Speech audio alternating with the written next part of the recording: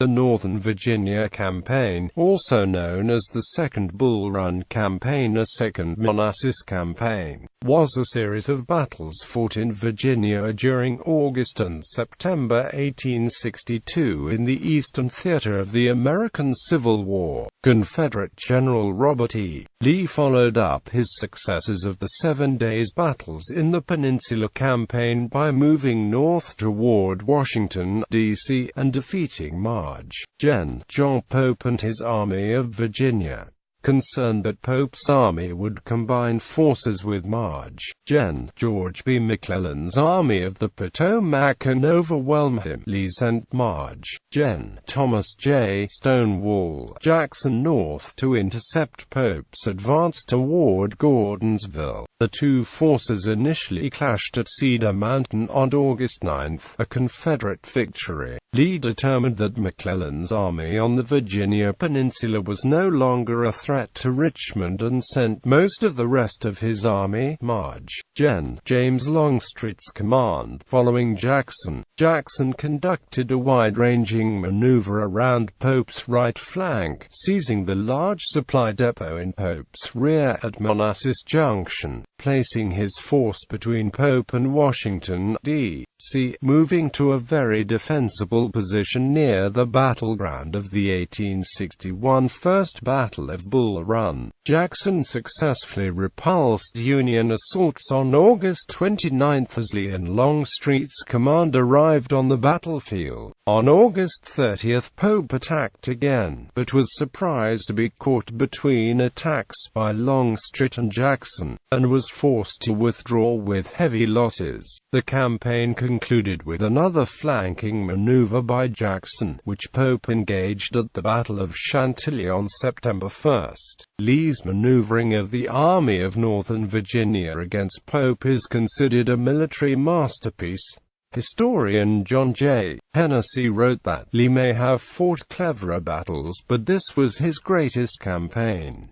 Background: military situation after the collapse of McClellan's Peninsula Campaign in the 7 days battles of June 1862. President Abraham Lincoln appointed John Pope to command the newly formed Army of Virginia. Pope had achieved some success in the Western Theater, and Lincoln sought a more aggressive general than McClellan. Pope did not endear himself to his subordinate commanders, all three selected as corps commanders technically outranked him, or to his junior officers, by his boastful orders that implied Eastern soldiers were inferior to the Western counterparts. Some of his enlisted men were encouraged by Pope's aggressive tone. The Union Army of Virginia was constituted on June 26, 1862, from existing departments operating around Virginia, most of which had recently been outmaneuvered in Jackson's Valley Campaign. Maj.Gen. John C. Fremont's Mountain Department, Maj.Gen. Irvin McDowell's Department of the Rappahannock, Maj.Gen. Nathaniel P. Banks's Department of the Shenandoah, Brig.Gen. Samuel D. Sturgis's Brigade from the Military District of Washington, and Brig.Gen. Jacob D. Cox's division from Western Virginia. The new army was divided into 3 corps of 51,000 men, under Maj.Gen. Franz Sigel, replacing Fremont, who refused to serve under Pope and resigned his command. Banks and McDowell. Sturgis's Washington troops constituted the Army Reserve. Cavalry brigades under Col. John Beardsley and Brig.Gens. John P. Hatch and George D. Bayard were attached directly to the 3 infantry corps, a lack of centralized control that had negative effects in the campaign. Parts of 3 corps of McClellan's Army of the Potomac and Maj.Gen. Ambrose Burnside's 9th Corps eventually joined Pope for combat operations, raising his strength to 77,000. On the Confederate side, General Robert E. Lee's Army of Northern Virginia was organized into 2 wings, or commands, of about 55,000 men. The right wing was commanded by Maj.Gen. James Longstreet, the left by Maj.Gen. Stonewall Jackson. The cavalry division under Maj.Gen. J.B. Stuart was attached to Jackson's wing. The Confederate organization was considerably simpler than the one Lee inherited from the 7 Days Battles. In that campaign there had been 11 separate divisions, which led to breakdowns in communications and the inability of the Army to execute Lee's battle plans properly. William H. C. Whiting, Theophilus Holmes, Benjamin Huger, and John B. Magruder were all reassigned elsewhere. The command structure was reorganized as follows. Jackson's wing comprised his Old Valley Army, the Stonewall Division, and Maj.Gen. Richard Ewell's division, plus the newly added command of Maj.Gen. A.P. Hill. Longstreet had 7 divisions. His former command was divided into 2 parts led by Brig.Gens. Cadmus Wilcox and James Kemper. Maj.Gen. Richard H. Anderson got Huger's division, and Brig.Gen. John B. Hood Whiting's. Brig.Gens. David R. Jones and Lafayette McLaws continued in command of the divisions, both of which had been part of Magruder's Army of the Peninsula. Maj.Gen. D. H. Hill's command was also placed under Longstreet. Also joining was Brig.Gen. Nathan G. Shanks Evans's Independent South Carolina Brigade. McLaws and Hill were left in Richmond, and so Longstreet would take only 5 divisions north.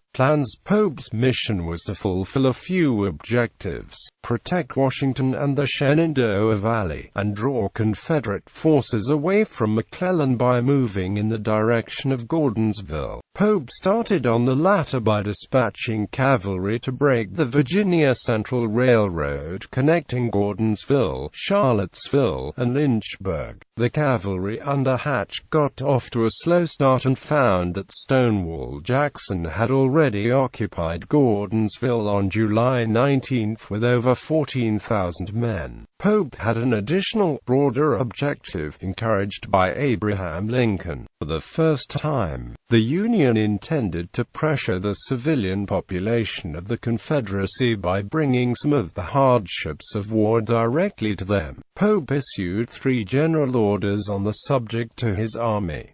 General Order No. 5 directed the Army to subsist upon the country, reimbursing farmers with vouchers that were payable after the war only to loyal citizens of the United States. To some soldiers, this became an informal license to pillage and steal. General Orders 7 and 11 dealt with persistent problems of Confederate guerrillas operating in the Union rear. Pope ordered that any house from which gunfire was aimed at Union troops be burned and the occupants treated as prisoners of war. Union officers were directed to arrest all disloyal male citizens within the lines or within the reach. These orders were substantially different from the war philosophy of Pope's colleague McClellan, which undoubtedly caused some of the animosity between the two men during the campaign. Confederate authorities were outraged, and Robert E. Lee labeled Pope a miscreant and added that he ought to be suppressed. Based on his experiences in the 7 days, Lee concluded that McClellan would not attack, and he could thus move most of his army away from Richmond. This allowed him to relocate Jackson to Gordonsville to block Pope and protect the Virginia Central. Lee had larger plans in mind. Since the Union Army was split between McClellan and Pope and they were widely separated, Lee saw an opportunity to destroy Pope before returning his attention to McClellan. Initial movements. On July 26, Lee met with cavalry legend and partisan fighter Captain John S. Mosby, who had just been exchanged as a prisoner of war, coming through the Hampton Roads area in Union custody. Mosby observed significant naval transport activity and deduced that Maj.Gen. Ambrose Burnside's troops, who had fought in North Carolina, were being shipped to reinforce Pope, wanting to take immediate action before those troops were in position. The next day Lee committed Maj.Gen. A.P. Hill to join Jackson with 12,000 men, while distracting McClellan with artillery bombardments and diversionary movements. McClellan advanced a force from Harrison's Landing to Malvern Hill, and Lee moved south to meet the threat, but McClellan eventually withdrew his advance. Still convinced that he was heavily outnumbered, he sent messages to Washington that he would need at least 50,000 more men before he could attempt another attack on Richmond. On August 3, General-in-Chief Henry W. Halleck directed McClellan to begin his final withdrawal from the peninsula and to return to northern Virginia to support Pope. McClellan protested and did not begin his redeployment until August 14. The Army of the Potomac returned to Washington except for a division of the 4th Corps, which was left on the Virginia Peninsula. Opposing forces. Union-Confederate battles and movements. On July 29, Pope moved his headquarters from Washington to the field. He was informed by Halleck of the plan to link up with McClellan's army, but rather than waiting for this to occur, he moved some of his forces to a position near Cedar Mountain, from whence he could launch cavalry raids on Gordonsville. Jackson advanced to Culpeper Courthouse on August 7, hoping to attack one of Pope's corps before the rest of the army could be concentrated. Cedar Mountain. On August 9, Nathaniel Banks's corps attacked Jackson at Cedar Mountain, gaining an early advantage. Confederate Brig.Gen. Charles S. Winder was killed and his division mauled. A Confederate counterattack led by Maj.Gen. A.P. Hill drove Banks back across Cedar Creek. Jackson's advance was stopped, however, by the Union division of Brig.Gen. James B. Ricketts. By now Jackson had learned that Pope's corps were all together, foiling his plan of defeating each in separate actions. He remained in position until August 12, then withdrew to Gordonsville. Lee advances to the Rappahannock. On August 13, Lee sent Longstreet to reinforce Jackson, and on the following day Lee sent all of his remaining forces after he was certain that McClellan was leaving the peninsula. Lee arrived at Gordonsville to take command on August 15. He massed the Army of Northern Virginia south of Clark's Mountain and planned a turning movement to defeat Pope before McClellan's army could arrive to reinforce it. His plan was to send his cavalry under Stuart, followed by his entire army, north to the Rappahannock River on August 18. Screened from view by Clark's Mountain, Stuart would cross and destroy the railroad bridge at Somerville Ford and then move around Pope's left flank into the Federal rear, destroying supplies and blocking the possible avenues of retreat. Logistical difficulties and cavalry movement delays caused the plan to be abandoned. On August 2021, Pope withdrew to the line of the Rappahannock River. He was aware of Lee's plan because a Union cavalry raid captured a copy of the written order. Stuart was almost captured during this raid. His cloak and plumed hat did not escape, however, and Stuart retaliated on August 22 with a raid on Pope's headquarters at Catlet Station, capturing the Union commander's dress coat. Stuart's raid demonstrated that the Union right flank was vulnerable to a turning movement, although river flooding brought on by heavy rains would make this difficult. It also revealed the plans for reinforcing Pope's army, which would eventually bring it to the strength of 130,000 men, more than twice the size of the Army of Northern Virginia. Skirmishing on the Rappahannock, the two armies fought a series of minor actions all August 22 to 25 along the Rappahannock River, including Waterloo Bridge, Lee Springs, Freeman's Ford, and Sulphur Springs, resulting in a few hundred casualties. Together, these skirmishes kept the attention of both armies along the river. Heavy rains had swollen the river and Lee was unable to force a crossing. Pope considered an attack across the river to strike Lee's right flank, but he was also stymied by the high water. By this time, reinforcements from the Army of the Potomac were arriving from the peninsula. Maj.Gen. Samuel P. Heintzelman's 3rd Corps, Maj.Gen. Fitz-John Porter's 5th Corps, and elements of the 6th Corps under Brig.Gen. George W. Taylor. Lee's new plan in the face of all these additional forces outnumbering him was to send Jackson and Stuart with half of the army on a flanking march, to cut Pope's line of communication, the Orange and Alexandria Railroad.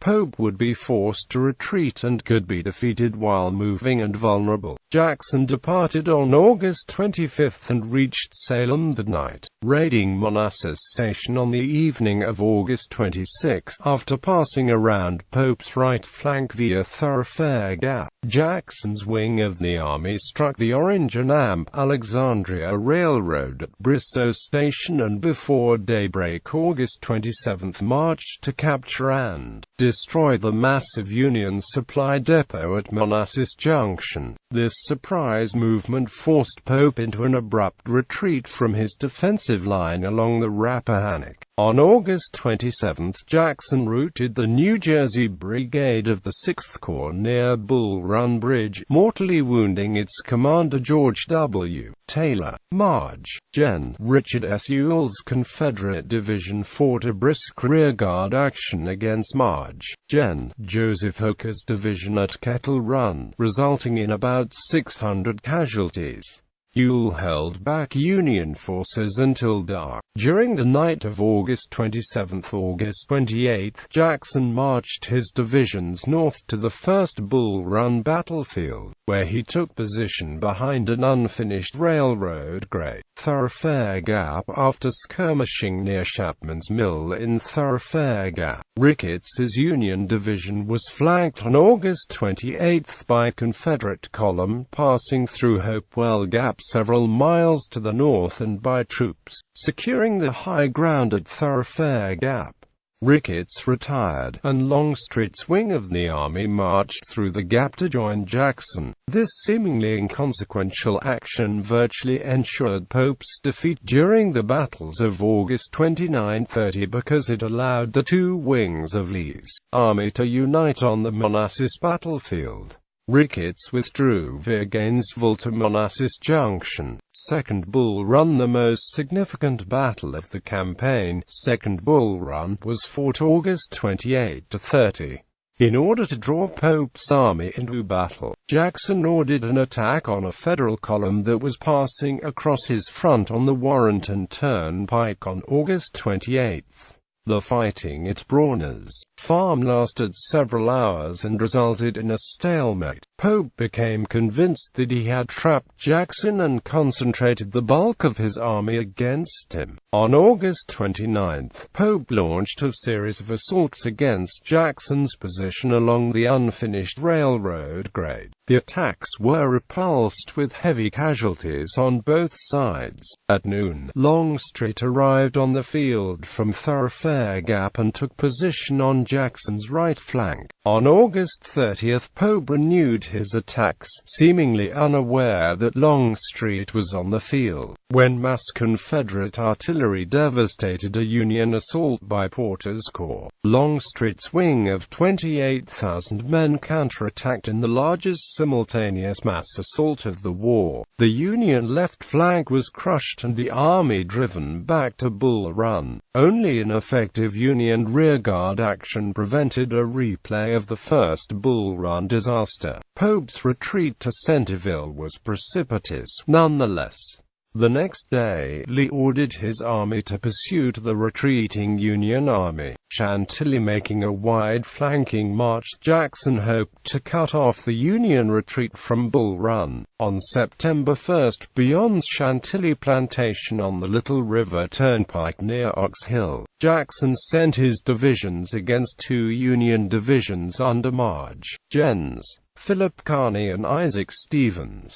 Confederate attacks were stopped by fierce fighting during a severe thunderstorm. Union Generals Stevens and Kearny were both killed. Recognizing that his army was still in danger at Fairfax Courthouse, Pope ordered the retreat to continue to Washington. Aftermath. The Northern Virginia campaign had been expensive for both sides, although Lee's smaller army spent its resources more carefully. Union casualties were 16,054 out of about 75,000 engaged, roughly comparable to the losses 2 months earlier in the 7 Days Battles. Confederate losses were 9,197 of 48,500. The campaign was a triumph for Lee and his two principal subordinates. Military historian John J. Hennessy described it as Lee's greatest campaign, the happiest marriage of strategy and tactics he would ever attain. Quote, "He balanced audacious actions with proper caution and chose his subordinates' roles to best effect. Jackson's flank marched 54 miles in 36 hours into the rear of the Union Army, was the boldest maneuver of its kind during the war, and Jackson executed it flawlessly. Longstreet's attack on August 30, timely, powerful, and swift, would come as close to destroying a Union army as any ever would. Pope, outmaneuvered by Lee, was virtually besieged in Washington. If it were not for his close political and personal ties to President Lincoln, his military career might have been completely ruined. Instead, he was transferred to Milwaukee, Wisconsin, and command of the Army's Department of the Northwest, where he fought the Dakota War of 1862. Maj.Gen. George B. McClellan assumed command of all Union forces around Washington, and his Army of the Potomac absorbed the forces of the Army of Virginia, which was disbanded on September 12, 1862. With Pope no longer a threat and McClellan reorganizing his command, Lee turned his army north on September 4 to cross the Potomac River and invade Maryland, initiating the Maryland Campaign and the battles of Harper's Ferry, South Mountain, and Antietam. The Bull Run battlefields are preserved by the National Park Service in Manassas National Battlefield Park.